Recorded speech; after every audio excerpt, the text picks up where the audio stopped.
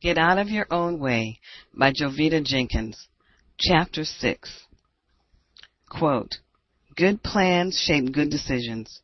That's why good planning helps to make elusive dreams come true. Chapter 6. Develop your action plan. Quote, one step in the right direction is worth 100 years of thinking about it. Author T. Harv Eker. Getting out of your own way requires action planning. A key distinguishing attribute of successful people is that they focus on their significant goals and develop plans of action to achieve them. Your plan of action may change over time as you gain new information and insight. Your goal may change as well. As you acquire more knowledge, you may decide on a different direction. That's okay. You need a way to get started.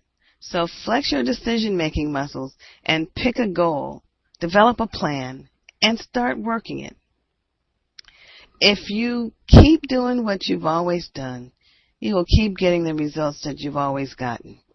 If you want to change your life, you must take action. This chapter is devoted to helping you develop action plans. A well-conceived action plan answers the following questions. Where am I now? Where am I going? What do I need to get there? What route can I take to get there? What can I do to reward myself for progress at key milestones? Plans that work have several common features. 1, they are objective. Next, they are future-focused. Third, they are simple yet complete. And fourth, they are flexible so you can change them if circumstances warrant. 2 methods for identifying action steps to incorporate in your plan immediately come to mind: the brainstorming method and the backstep method. So first, let's consider the brainstorming method. This method requires asking what-if questions. Think of all the possible obstacles, challenges, and opportunities. Imagine dealing successfully with each one. Visualize the plan. Write down the steps. And then begin implementing them. The next method is the backstep method. Picture your goal. Imagine that you've already achieved it. Then pretend you are looking back from a position of having achieved your goal to determine the steps that got you there. Ask yourself what steps you took just before you reached your goal. Then ask yourself what step you took just before that. Work backwards until you get to where you are now. Fill in as many steps as you can. Then get started working toward the first step, starting from where you are now. As you accomplish each step, review your overall goal and make adjustments if necessary, but keep moving. Measure your progress. It's important to know how you're doing on your path to attaining a goal. Ask yourself the following questions. What are your criteria for success? And how do the results of your plan measure against the objectives that you set?